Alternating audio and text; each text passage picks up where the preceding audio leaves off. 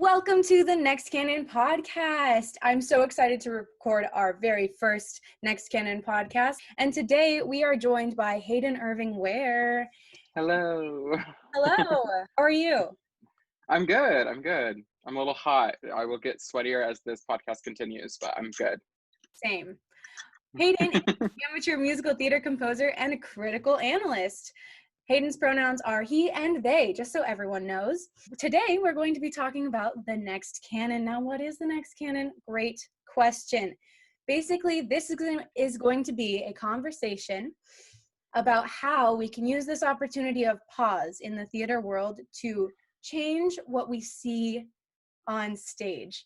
I think this is actually a really good time to start talking about the changes we want to make to the shows that have been in our theater canon for years and years and years and years. Yeah, Hayden was actually the first person to tell me what a canon was when we started a theater school together. But I think it's a little outdated for everything that's going on in our world right now. And I think there's a lot of shows that are unnecessary and shows that deserve to be in the canon that aren't there. So we'll do a lot of talking about that today. Hayden, how are you? I'm doing great. I'm not doing any theater right now because just moved a bit. And of course, if you're listening to this years and years in the future, we're currently during the COVID-19 pandemic. So no theater, very few theaters are operating as though nothing's going on. So there's not really a lot of production opportunities that aren't really creative online stuff. But I kind of try to keep myself at least mentally engaged with theater stuff at all times to some degree.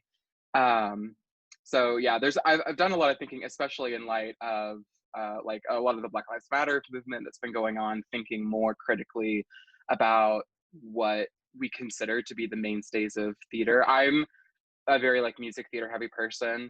I'm very the cliche, I know a ton of musicals, and for plays, I'm I love Tennessee Williams, and Shakespeare's great. And that's kind of for the most part where my basic knowledge ends there. But I feel very well versed in the canon of musical theater. Music theater is one of the mediums that I think struggles the most with representation, especially when it comes to race and sexuality, despite it kind of having a reputation as being a more open space. So I think you're right. I think this is a really good time, as long as, a lot of stuff is paused and we're kind of slowing down production cycles, to really think more about not only what shows we're doing, but even when we are doing shows, how we're approaching them to be in line with our expectations for what we're making in theater today. Yeah, I think Seattle, what was it? Was it SCT or was it, I think it was the rep maybe that announced that they were pausing for the duration of 2020 just a few days ago. Mm-hmm. I got the email on that one.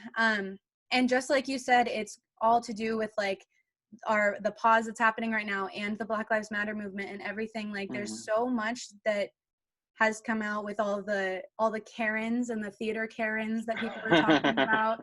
That was probably a big part of what made me start thinking about this. I was going to say something about the Black Lives Matter movement being a really important thing happening in our time right now. And if we move forward from this and we haven't made any changes, what are we doing? Absolutely. I think especially there was a really big push, especially when protests were starting, for every theater company to make at least some sort of statement. And we kind of gradually trickle down, kind of saw more and more companies making public statements. But now we need to see what comes of that. What does it really mean for theaters to be, specifically in the case of Black representation on stage, what does it mean for a theater to be better at representing Black stories, Black people, Black creatives on stage through their whole season, and not just, one show a season, not just one, B production going on. And marketing to Black audiences and making it available to people who would want to see it. So I've had a lot of friends who tell me that it's really weird to be a person of color performing for a room full of white people, a story about people. Yeah. I've had that conversation many times, and I say, I can only freaking imagine. That sounds really weird. Anyways, so my first question, now that we've sort of set up the topic of what we're going to be talking about, is what is quintessential canon to you, and what does the canon mean to you? So to me, again, like really looking specifically at music theater canon, I consider like the simple definition is like it's the shows that we consider to be like the mainstays of the medium. It's not really a direct comment on quality. It's not a direct comment on its success necessarily. And it's also like what I consider to be canon isn't necessarily shows that I personally love to see in the canon, of course. And I think there's a lot of different ways that shows can kind of qualify as being like a part of the music theater canon. I think you see ones that are really considered canon because they're just produced a lot, regardless of quality, regardless of how financially viable they are. The one that I think of the most, weirdly enough, is Shrek. Like Shrek gets produced constantly. It is absolutely a part of the music theater canon at this point. I wouldn't say anyone really was like, wow, this is a revolutionary piece of art. It had a good run on Broadway and it had a tour, but it wasn't like this huge moneymaker. It wasn't a huge awards darling. Like it really just gets produced a lot, and that's enough for it to be considered a part of the canon. I think, but then you do get the ones that are like huge financial successes, especially like when we look at like 80s musicals that were really popular, like, you know, Phantom, which is, you know, still around to this day on Broadway.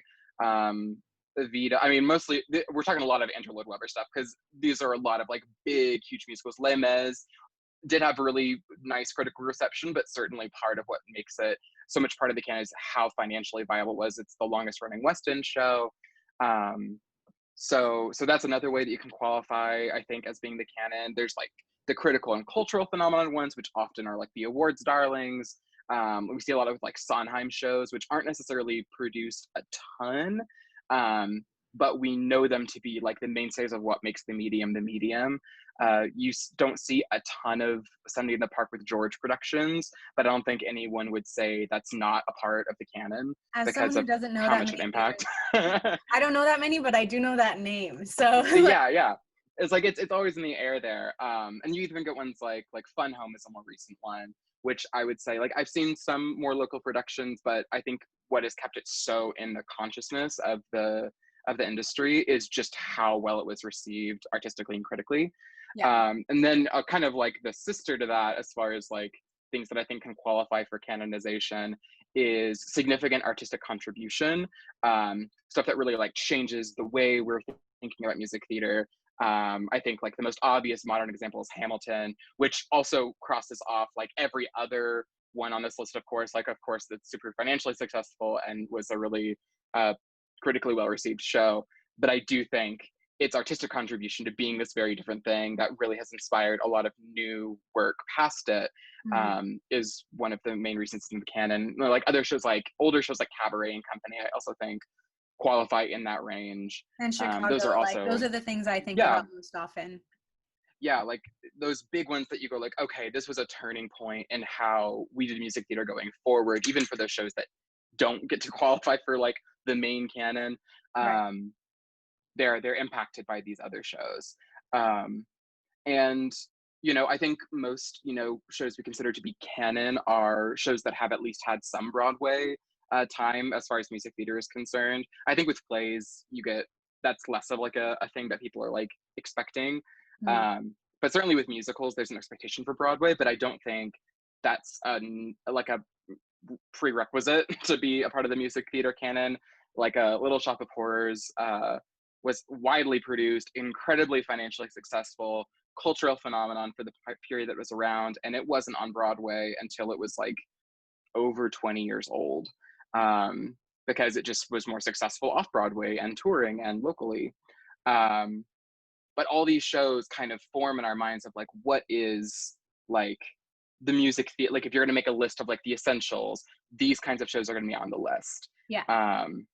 Various different qualities, various different production sizes, various different like level of accessibility, but they're all that core like set of shows, you know. So from that set of shows, what do you think is the show that's got to go? What's your show that you don't actually need anymore? You're like, get it out of here. So I have like kind of, I'm cheating with this question. So I have kind of two answers. One of them is my basic, like, I don't want to see the show produced anymore. And I don't want to, we're not quite at the point where it's like canon yet. I think, but I don't want to see Kinky Boots survive the test of time. Okay. I think there are so many better shows as far as like having drag on stage. I think you've got like La Cage aux Folles if you really want to see more of that drag on stage, especially drag that is not just limited to male performers. I think if you're looking for, you know, a show that it's about the like, coming of age of a character within the context of drag, I'm blanking on the full title of it, but it's the Jamie, I know the main character's name is Jamie, but it's a more recent show about like a gay kid kind of in his coming of age that does have ties to drag stuff. Is that the song with Jamie? You're thinking of Michael in the Bathroom. Michael, a very different show. Also, shout out to that years ago. But I also think Kinky Boots is like just this kind of weird piece of music theater that like it came out in the mid 2010s, and for a show that's like it's got drag queens and it's got like a significant gay character, it's very focused on holding the hand of its straight white leads for the most part. And you know, the gay character only kind of exists to further the other straight white characters.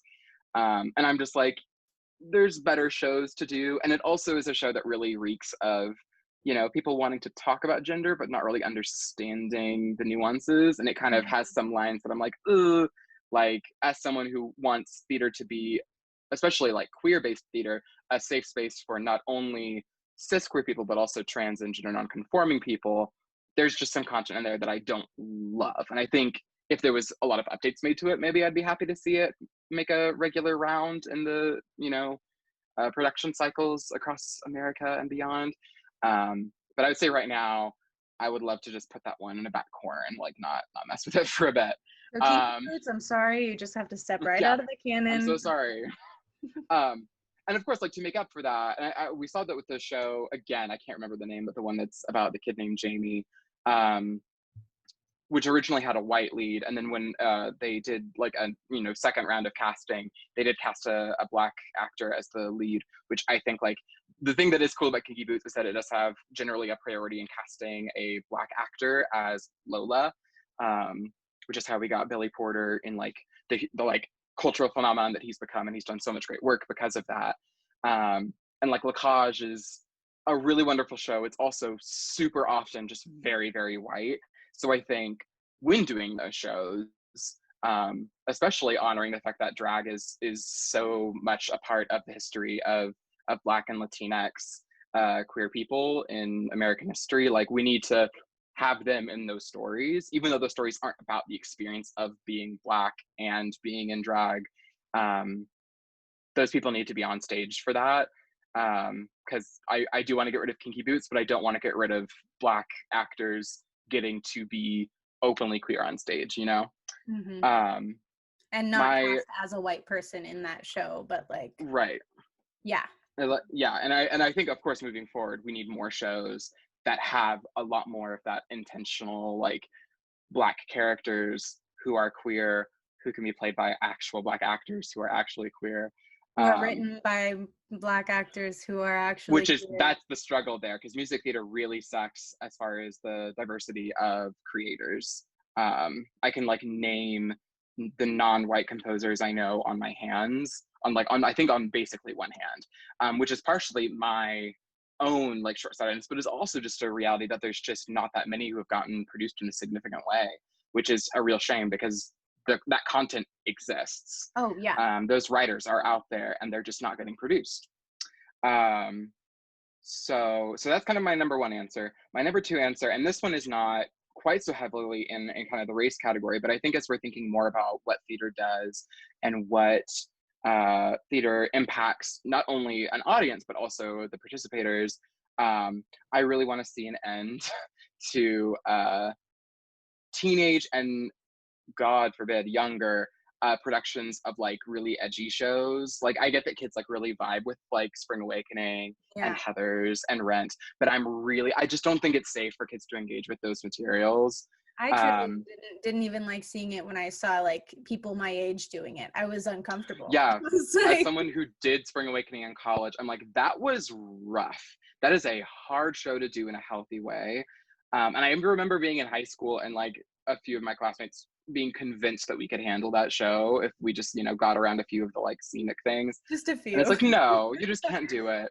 I think we're thinking a lot more responsibly about how our material engages with our audience and our cast and crew.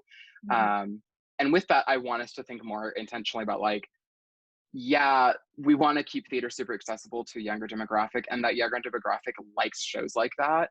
But we need to think about what is safe, what is responsible, and not to be all like, think of the children, but I don't want to see teenagers trying to engage with Rent, which is a really messy show as far as how it presents social issues, especially when we're talking about queerness on stage and color on stage.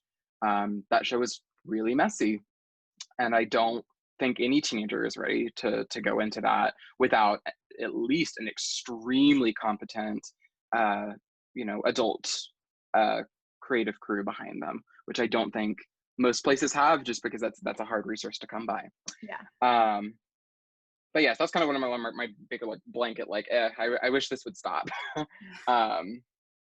I am really excited for the theoretical future of not too long when Hamilton is available for like amateur rights for schools, because I think that'll be really exciting. I think that actually is a show that is super accessible for younger people to do, that I don't think is quite as like difficult to deal with the issues of. And especially thinking towards like high schools that are not predominantly white, the idea that there is this show that is really successful and will really get people in seats, that is not designed to be done by white people. It's not White Christmas. It's or such an Oklahoma. exciting, it's such an exciting prospect of like thinking about schools where the theater program probably has minimal resources because, our education system tries to punish people for not being, middle class or above. And the idea of, schools like that being able to access a show like that will get kids so excited is so exciting to me. And especially seeing those kids then go into careers of more theater making, because that's really, I think, what the theater industry is hurting for the most right now, is because the way education discriminates against other races, we don't have enough really super well trained actors of color. There are a lot of them out there, and those people need to be given jobs and put on stage and put behind the scenes. But we need more of them. And pay them. But we need even more of them trained, because there are so many, lost potentials because, a kid can't pay for, the extreme cost of tuition, and can't, gamble with a kind of uncertain career field. So I'm really thrilled for like the new hip shows that are a little bit more diverse to hit licensing range. That way we can see more of that stuff. So that's kind of my solution. So like, no more Rent, please more Hamilton, I'm also really excited for In the Heights to come out as a movie, because that will give people like the knowledge of that movie, of that show. And like that show is what it is in the same way. Like Lynn wrote it many, many, many years before he wrote Hamilton. But it's still like wonderful in its own right. And so it's just like, I'm excited for that to be more easily accessible and for people to know it, because I feel like it kind of stops getting done. Like we saw it, I don't know if you went to it when our school saw it at the Seattle Rep. It was fun. It was a great time. But that was the first time I had seen it ever. And so it's just like that. And as someone who wasn't like immersed in the musical theater realm for most of my life. Yeah. But I'm excited for everyone to have access to like that. I think that's super exciting. All of these new realms of getting theater into the mainstream. I think Hamilton really helped with that, because it was such a like a giant thing that happened. It helped get more mainstream people interested. And I think with like the way music theater operates as far as genre is concerned, when we're talking about how race is represented in musical style, one of the reasons Hamilton is so significant in what it is because it's not catering to a white music genre audience either. Because music theater genre of like sound and the way it uses music is, you know, based off of what music is popular, but even more significant to that, it's based off of what the audience is coming to see it consider popular music. So, you know, we see a lot of rock musicals, but it's very white rock. And we see like pop and folk musicals. And again, it's always kind of in that, you know, it's very safe. It's not going to challenge a white person musically. Right. I think Hamilton is more challenging for white audiences musically in a way that is exciting to almost everyone.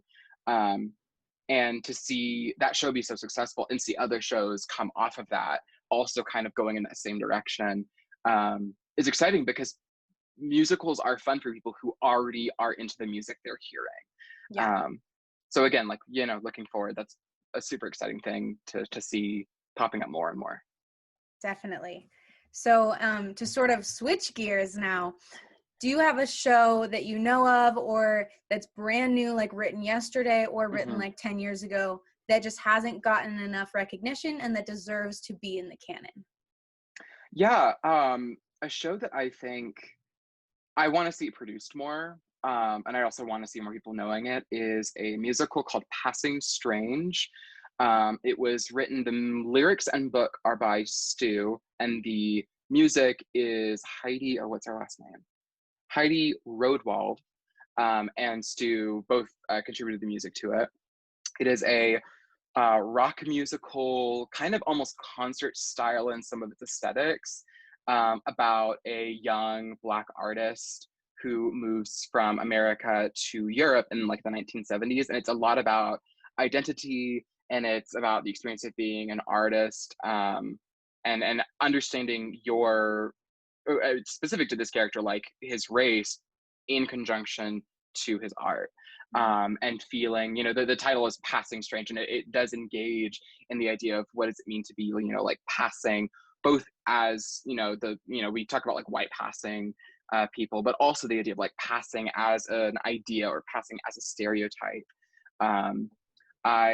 There's a fully like professionally filmed version of it that is available. I don't think it's on any streaming websites right now, but it is pretty easy to get a hold of through, like, you can like rent it through the iTunes store for like $4. I think there is like, if you have a IFC film collection subscription, which I think has a free trial, you can get access to it. It's incredibly well filmed, and it's the original Broadway production. And it is such a good show, and I just don't see it done hardly often at all. It was kind of a little bit of a critical darling at its time, but I think it got kind of buried under a lot of other of the late 2000s stuff. It reminds me, as someone who loves Next to Normal, that being my favorite show, some of the like sound of Passing Strange really reminds me of that aesthetic, that very late 2000s rock musical. But Passing Strange was there first. And it is also really great to see so many Black bodies on stage in music theater, and also like a sound that is still extremely accessible. Like, I don't think that one is as challenging as even Hamilton is, but it does have a more unique sound and a more unique structure, and especially with the interest of like getting more Black bodies on stage who are getting paid, who are getting to show their abilities. Shows like that are what I want to see getting done. Of course, right now, you know, pandemic stuff, I don't want to see shows getting staged like normal, which is why I highly recommend anyone who's interested getting a hold of that filmed version of it. A lot of libraries have it too. It was released on DVD. I think Cornish College, where both of us studied, like had a copy of it in the library, which I did not see checked out enough. As someone who worked in the library. As someone who works in that library, I really wanted to see that one kind of make some more circulation. But I would love to see that show kind of make a resurgence at this point in time. Awesome. So Passing Strange is in, and Passing Strange and Rent can take like a breather. Like, Rent doesn't have to go away forever, but Rent needs to take a breather. No, yeah. And I think that's a really important thing, is that like the canon is not everything, and anything outside of the canon doesn't exist. Like, I'm just talking about, I'm hoping, and this is what we've been talking about, like just sort of updating and refreshing the canon to something that is more representative of what our community is and like what our world is today. Like we don't really need like renting Kinky Boots in the way that you were talking, but we need things like Passing Strange to give jobs to people and tell important stories. So it's like, it's not that they're gone forever. You can still do them, just like I'd rather not see them right now. There's other things to watch. Yeah, and I think even when we're doing those shows, I think like a great recent example is the recent Broadway revival of Oklahoma that happened just this past year or so, which had a lot more diverse casting, but was also really intentional about how it approached its material, with not an all-white cast, with not like period accurate dynamics and staging, and being willing to engage to the degree that it could without changing the material with what race in America means, with what it means to be in America with its current really broken justice system. One of the things that I love about that revival is the near the final part of Oklahoma, there's kind of a showdown between kind of the protagonist and the villain. And in the original production, it's very much like it's an accident kind of that the villain kind of falls on his own knife. And because of that, like everyone's like, we're not gonna like jail the good guy because like it was an accident and like that guy attacked first and like all this stuff. And it's like yippee-ki-yay, like yay, we're over it. Yeah. But this revival kind of took the interesting direction of making that death be actually really intentional. That the protagonist really did intentionally kill the villain, and everyone in that community giving him a pass, and kind of that horror of the American dream in a way that is a lot more true to what we're seeing, especially now, with people getting away with murder just because they have a good standing in the community. And they don't play too heavily with the race dynamics and those particular two characters. I do believe the villain was played by a white guy through the entire run. So they weren't trying to kind of play that level of like, you know, the reality of our world where Black men can get murdered and we, you know, as a society somehow say like, oh yeah, no, it's totally fine. Like, let them go. Hopefully less of that, you know, going forward in our world. But it still plays to that idea that there is this American dream concept that we've held on to and is so prevalent in our theater is not what we idealize it to be. And I think we can apply that kind of idea and that kind of thinking about how we're doing shows to even these shows that don't line up with what we want to see on stage. I think we can approach some shows with a little bit more thoughtfulness, a little bit more creativity, and getting directors who are willing to kind of go to that level, I think is so important. And that means getting more diverse with your directors, hiring more female directors, hiring more directors of color, who are not only able to, but are excited to engage with that kind of thinking in the way they're doing these shows. That sort of raises the question to me of like, what shows can be reimagined and what shows are just too offensive to reimagine. You know, it's kind of like what shows can we, you know, for lack of a better word, fix, and what shows need to have a disclaimer at the beginning where it's like, hey, we're doing this show that contains this kind of content and that is not what we stand by, but because of, you know, the validity of this as far as a piece of our history in the medium, we want to present this, right? because you see a lot of that with like a lot of like cartoons and films that are still running. The recent whole thing with Gone with the Wind, where they took it down from a streaming service and put it back up with kind of that discussion beforehand. And theater is weird in the sense that because productions are live, anytime you are viewing a piece of theater, it is being intentionally reproduced by someone, versus film where once it's made, it exists. Yeah. So we have a different level of responsibility, I think, as theater people, to really think about why we're making what we're making. And you know, I do think we're going to see more of those kind of those disclaimer and thoughtful discussions before shows that do contain material that we're not super down with anymore. But I think we need to also really be a lot more thoughtful about, okay, but why? Why is this show so important that we're going to do it, even though there is material in here that just cannot be cannot be subverted, cannot be avoided. There's a whole lot of Shakespeare that I think has a lot of that question in it. And I know you're not necessarily based in Shakespeare, but like things like no, yeah. Things like The Tempest, like the first time I think, and Taming of the Shrew. I was in that in high school, and we said it in the 1940s, and like how important, like it's one of those questions of like, do you preserve it because of the language and the poetry that is there? Or do you just like forget about the themes and motifs of like women needing to be fixed by their men, or like things like that? And in The Tempest, it's like there's like colonization happening on stage that no one talks about.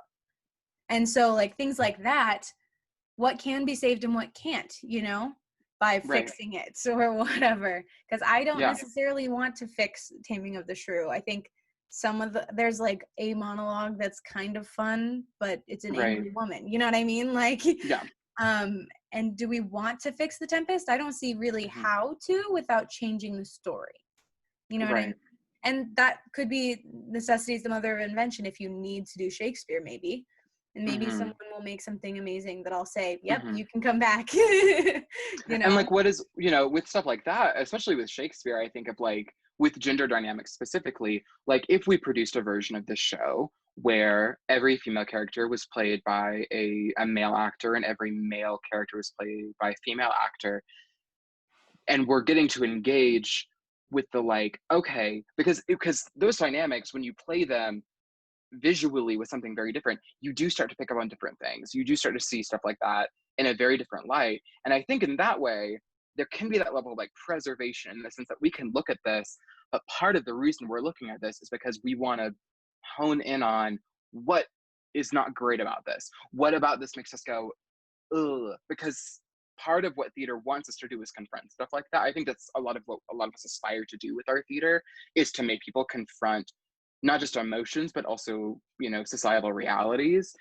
And if there's a way to do those shows in a way that can really make an audience engage with those thoughts, I think there can be value there. I don't feel like I'm the person to navigate a lot of those, but I think that's part of what we're really pushing for right now, is thinking more intentionally about that stuff. And how do you do Taming of the Shrew? How do you do The Tempest? How do you, you know, do Othello and all those other shows where, especially a lot of Shakespeare stuff is just very sexist. Even though there's a lot of well-written female characters, there's still women who existed in the, oh my gosh, am I going to be a bad Shakespeare student if I say 1400s? I don't remember. It's one of those two, I think. Or whatever, and I can't remember anything. So, but yeah, but then it's like, do we bother doing that when there's amazing other shows like Passing Strange, which can also do that mirror holding the mirror up to nature, in the same way?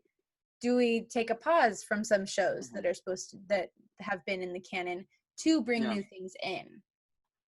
So. Yeah, I think that's a huge part of the thought process going forward for hopefully most theater companies. And I want this to be a resource for them too. Like, I would love for this podcast to be a resource for people creating their seasons. So if you're planning on doing Kinky Boots, everyone who's listening, how about you just take a look at Passing Strange, you know? If you've got some phenomenal Black actors in your community, look at shows that feature them more than just as the B character for a white character's journey. Yeah. Look at shows that feature the Black characters, not just give them the B plot. And market to the Black communities that might be right next to your white communities. Exactly. Because 20-minute drive, you can hit multiple in Seattle at least. Yep. So just gotta. It has to accessibility. It's like the intentional thought. It's not saying like, I don't even know what they do say because I'm not in their conversations, but it's a hard conversation to have in general. So do your best, but like listen to people of color when it comes to this stuff. Yeah, like, and have people of color in the room when you're doing these things. Not as a consultant, like as an employee, like. Right. Yeah, a very well-paid consultant, you know? For that, yes. Yeah. Do you have any shows that you know of right now, online or otherwise, that you'd like to promote in any sort of way, or movies like you had said before? I have like a few like very small things. We just passed Tumbleweeds was this production done by a friend of both of ours, Anaya Brown. I don't know what their next production stuff is. I know they just did their kind of live streamed thing like a weekend or two ago. I think it's a very exciting thing to get to see that process go on gradually. I've been a little less connected just with the busyness of this past month for me. But, you know, I'd love to get to follow up on steps like that. The other thing I I did would watch that really, one, and Anu is yeah, going to be on our podcast as well. So tune that's in so exciting. for one of our next Awesome. podcasts to meet the playwright of Tumbleweeds. Absolutely. That'll be a great conversation. I also would say right now, especially just in considering COVID stuff going on and the limited production abilities for a lot of places, figure out your local theaters wherever you are. In Seattle, of course, you got a lot of options. I am in Colorado Springs, Colorado right now. My options are fewer, but there's still stuff going on. And most theater companies have at least some, like they've gotten the rights to like stream a production they recently did. Find those and as best you can, financially or just, you know, view count, support streamed stuff right now. I know there's a lot of companies that are really hurting for money and for business, and so they're trying really desperately to do like live productions that have audiences, and it's outside and everything's socially distanced, but it's not really. And especially when it comes to like children's theater, we're seeing more and more of that, where we're seeing kids productions that are still going up, and they say they're following all those regulations, but I'm like, that's still not safe. You've done rehearsals, you've done all this other stuff. There's no way you guys were keeping up with that the whole time. So I think the more and more we can support, you know, remote theater experimentation stuff. Like I know there was that Oedipus show that Seattle Rep just did that was specifically designed. And Player Part Seattle, yeah. But looking, you know, find your local theater, figure out what they're doing to keep theater alive while we can't see it live, and support those as best you can, because we need that to be a viable option, so that way our companies can stay alive without having to resort to unsafe options.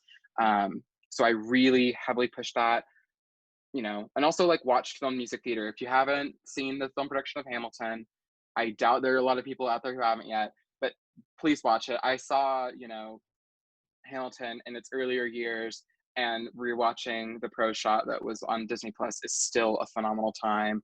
Almost every streaming service has some music theater on there. And you know, there's also streaming services just for theater stuff, and those are also really, really great options. We need to keep theater viable, even in a time when theater is not viable. Yeah. To keep that money coming in, because goodness knows the American government isn't going to be the one doing that for us. If you have any money to send to your local theaters, please do. They need it. Mm-hmm. Especially if those theaters are really putting their money where their mouth is regarding representation on stage, the ones that are having active dialogues, show them, throw them that money, throw them just your views, share stuff that they're, you know, releasing.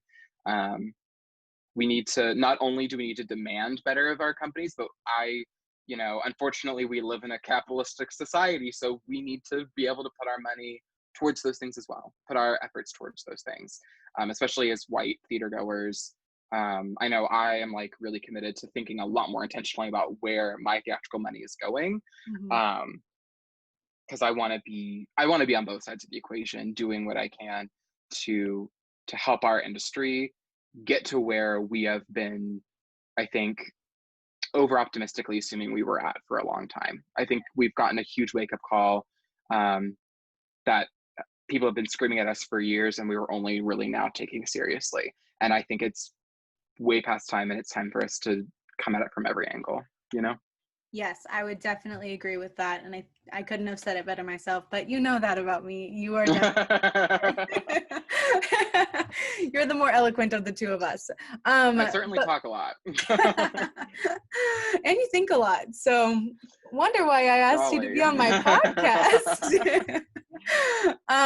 So before we head out, do you have any personal work that you would like to promote to our audience, wherever this audience may end up?